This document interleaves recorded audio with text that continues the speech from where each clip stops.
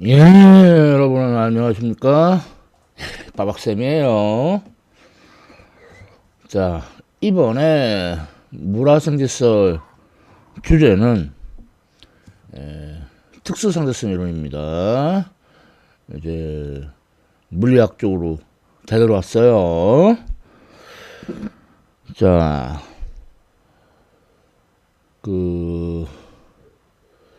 빛이 뭐 입자냐 파동이냐라는 논쟁이 있었죠. 근데 그게 이제 19세기 후반에는 뭐 거의 파동이다. 그쪽으로 이제 거의 넘어갔었어요. 그런데 이제 결정적인 실험이 이제 빛이 파동인가? 입자인가? 예, 그 논쟁으로 다시 또 그 불씨를 살리는 그런 일이 벌어졌죠. 자, 그게 뭐냐? 예, 마이켈슨과 몰리의 실험입니다.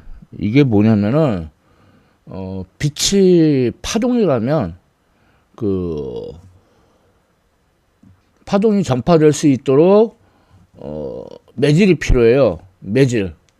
에이, 찰싹찰싹 가란 말이라. 그 매질 말고 그 파동의 전파를 매개시켜주는 물질. 그 물질을 찾는 건데 일단 사람들부터 자 엘버트 에이브러햄 마이켈슨, 이 사람은 1907년도에 노벨 물리학상을 탔어요. 자, 그리고 에드워드 윌리엄스 몰리, 이 사람은 노벨상 못 탔어요.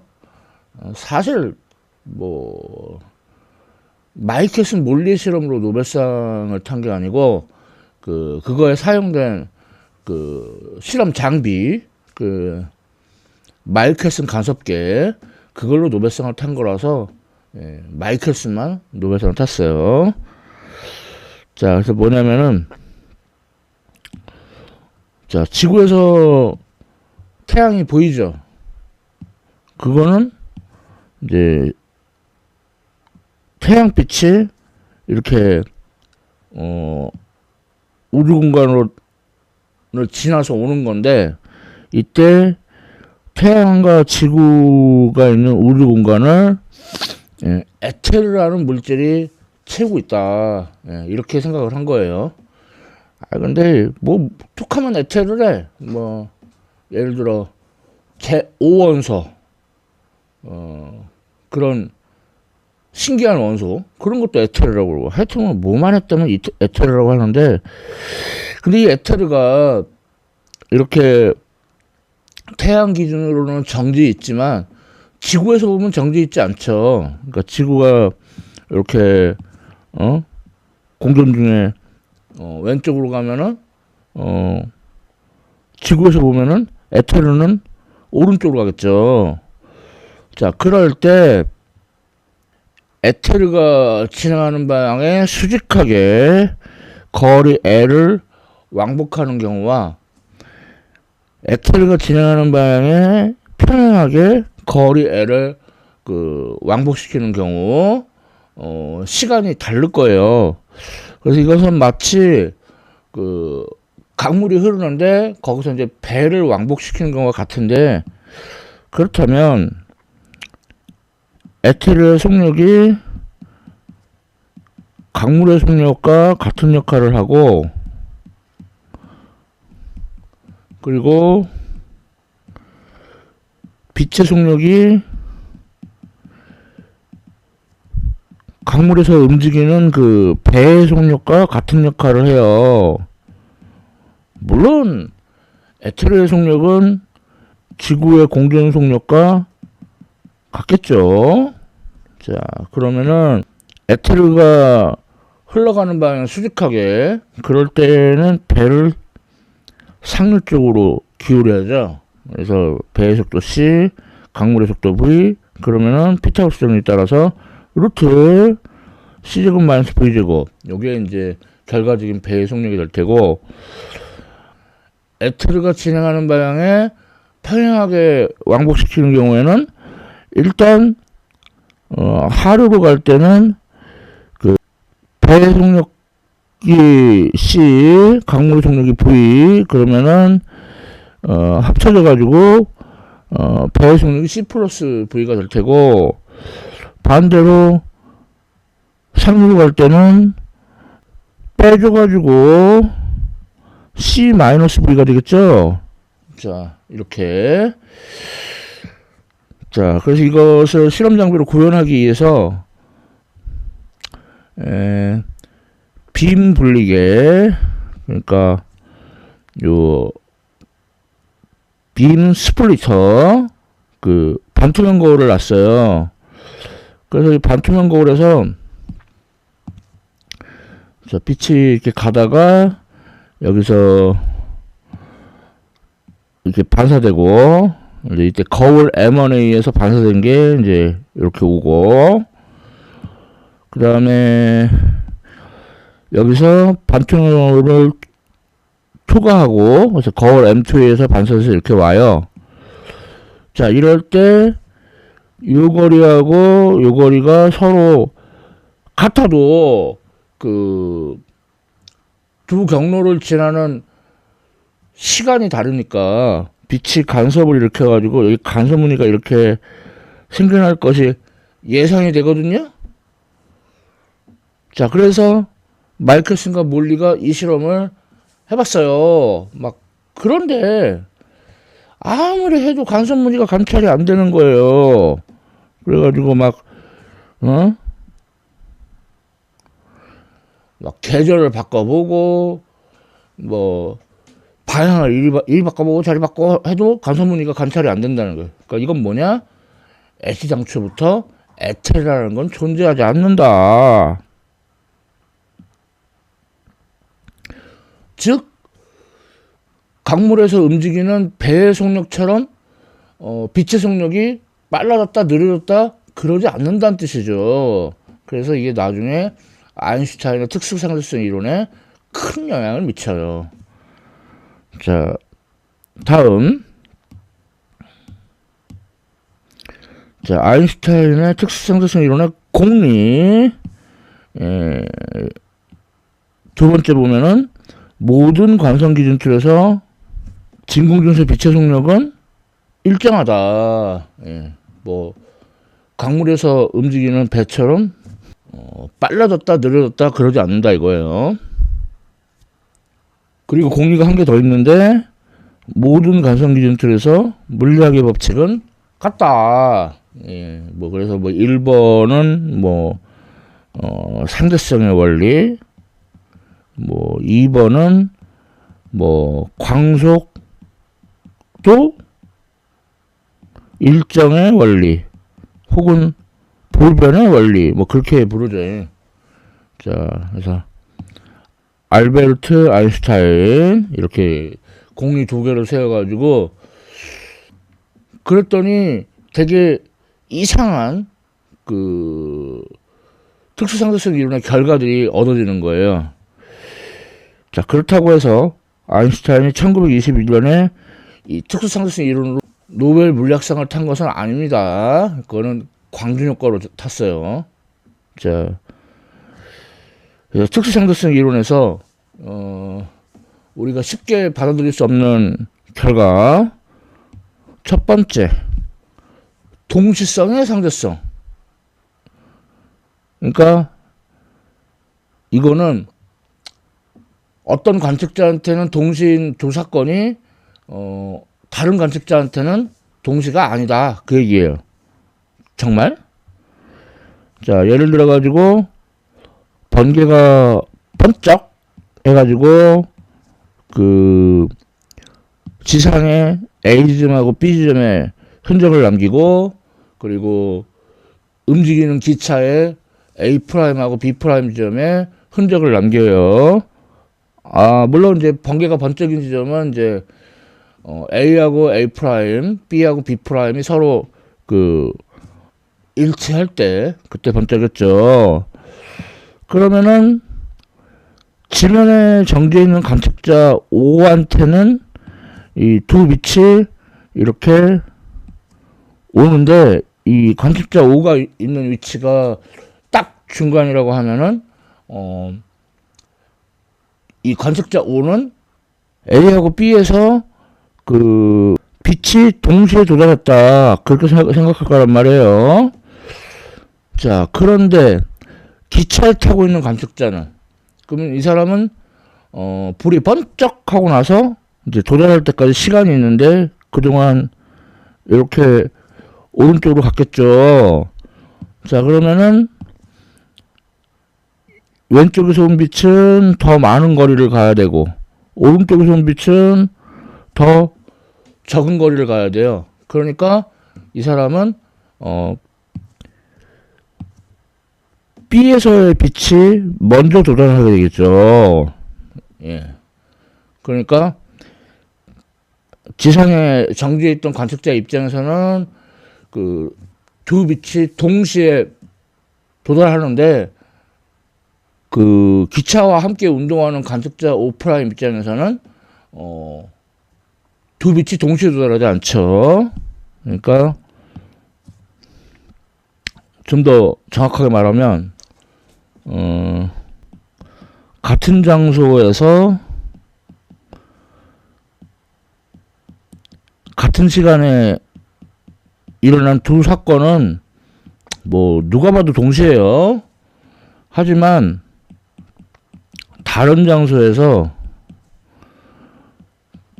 같은 시간에 일어난 거는 누구한테는 동시고 누구한테는 동시가 아니란 얘기죠. 그렇죠?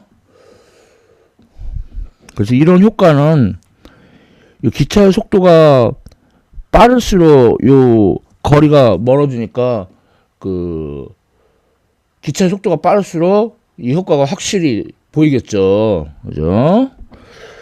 자, 이렇게 상대성 이론의 결과, 첫 번째 결과, 참 받아들이기 좀 어려운 결과입니다. 자, 다음 두 번째는 시간 팽창. 자,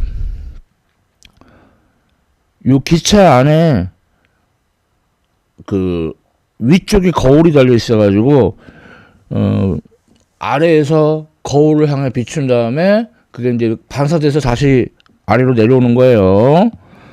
그러면은 기차에 타고 있는 관측자가 봤을 때 빛이 올라갔다 내려갔다 이럴 텐데, 지면에 있는 관측자가 보면은 빛이 이렇게 대각선으로 가는 걸로 보여요.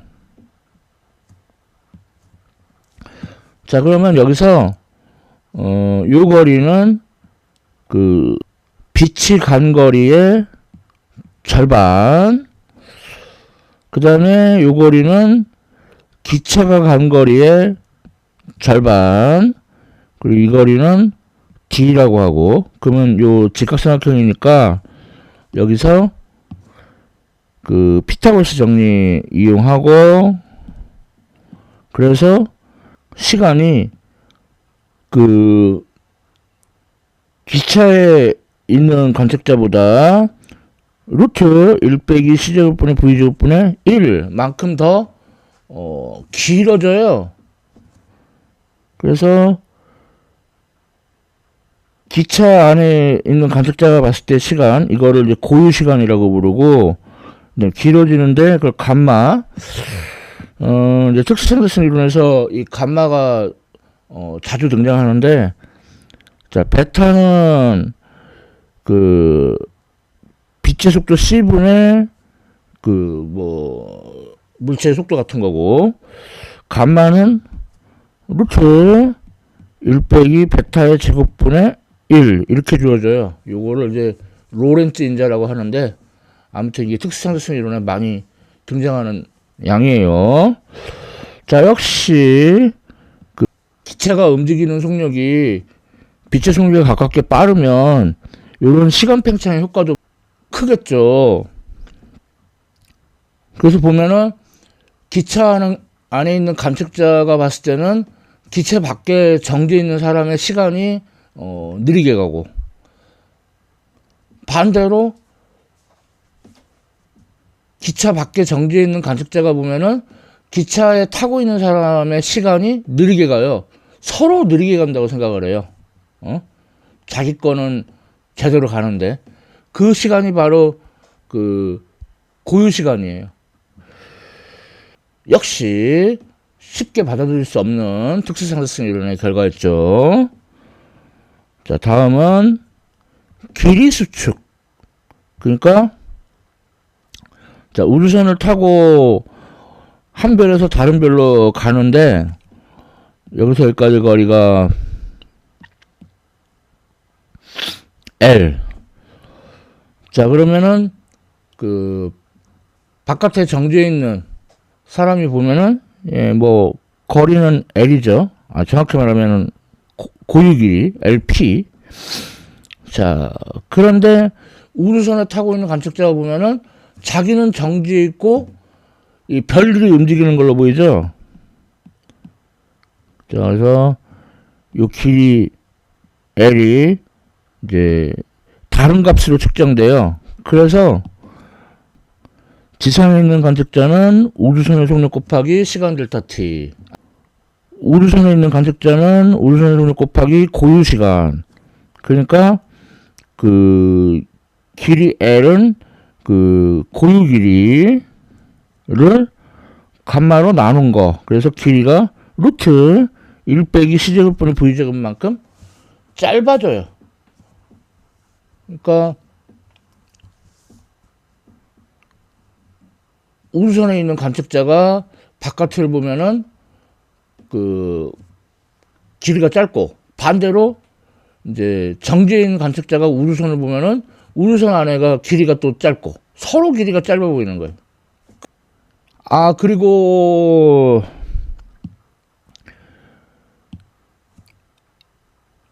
이럴 때 그 이 방향 그러니까 우주선이 움직이는 방향의 수직한 방향의 길이, 그 길이는 안 변해요.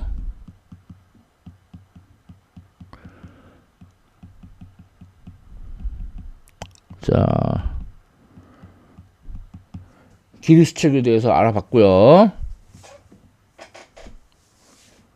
자, 역시 받아들이기 좀 어려운 특수상대성 이론의 결과였죠. 자, 그래서 이런 거의 예로는 이제 뮤온의 비행이 이제 예가 되겠는데, 자, 우주에서 이렇게 막 그 에너지가 큰 입자들이 날라와요. 자, 이걸 이제 우주선, 옛날엔 그렇게 했는데 요즘은 이제 우주 방사선이라고 하죠. 그래서 날아가가지고 그 마치 샤워기 튼 것처럼 이제 뮤온들이 지상까지 도달하는데, 근데 이게 그 참 말이 안 돼요. 왜냐면은 뮤온이 이제 되게 수명이 짧은 입자거든요. 2.2 마이크로 세컨드 정도 해요. 근데 이래 가지고는 지상에 도착하기에는 너무 수명이 짧죠. 근데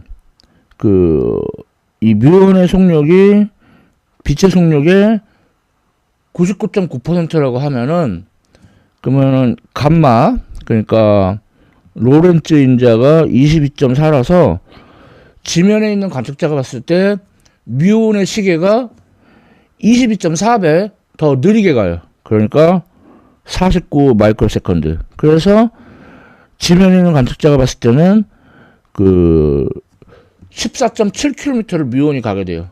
그러니까 지상에서 뮤온이 관측이 되는 거죠. 반면 뮤온의 입장에서는 지상까지의 거리가 짧게 보여요. 22.4분의 1 짧게 보이죠. 그래서 0.66km니까 역시 이제 지상에서 뮤온이 관측이 되는 거예요. 그래서 이런 뮤온의 비행이 선뜻 받아들일 수 없는 특수상대성 이론의 결과를 되게 지지하는 증거 중에 하나죠. 자, 다음. 자, 제목이 이제 상대론적인 에너지. 그러니까 입자의 속력이 빛의 속력에 가깝게 빠르게 움직이는 경우, 그러니까 상대론적인 경우, 그럴 때 1 운동에너지 정리를 쓰면은 입자의 운동에너지는 1 빼기 루트 c제곱분의 v제곱분의 mc제곱 빼기 mc제곱. 그러니까 저게 이제 감마, 그러니까 감마 빼기 1 mc제곱. 그래서 여기서 이제 고전적인 경우, 그러니까 입자의 속력이 빛의 속력보다 매우 느린 경우, 자, 그런 경우에는 이제 근사적으로 2분의 1 mv제곱이 얻어져요. 그런데 이제 상대론적인 경우에는 감마 빼기 1 mc제곱 이렇게 얻어진다는 거죠. 여기서 이제 아인슈타인이 정지 에너지라는 걸 도입을 했어요. mc제곱. 여기서 m은 이제 불변질량이라고 하는데, 그러면은, 그러니까 정지에 있는 경우에도 에너지를 갖는다 이거예요. 그러면 총 에너지가 운동 에너지 플러스 정지에 있을 때 갖고 있는 에너지, 우리 MC 스퀘어 뭐 이렇게 얘기하죠. MC 스퀘어드가 정확한 발음인데 아주 대중적인 으로 제일 많이 알려져 있는 공식이죠. 그래서 계산해 보면은 감마 mc제곱, 이거는 p제곱 c제곱 더하기 mc제곱의 제곱. 그러니까 마치 여기서 직각삼각형 한 변의 길이가 PC하고 mc제곱, 그것의 제곱이 바로 총 에너지인 거죠. 자, 그래서 광자의 경우에는 불변질량이 0입니다. 그러니까 에너지하고 운동량 사이에 E는 PC, 이런 관계도 성립하는 거죠. 그래서 이제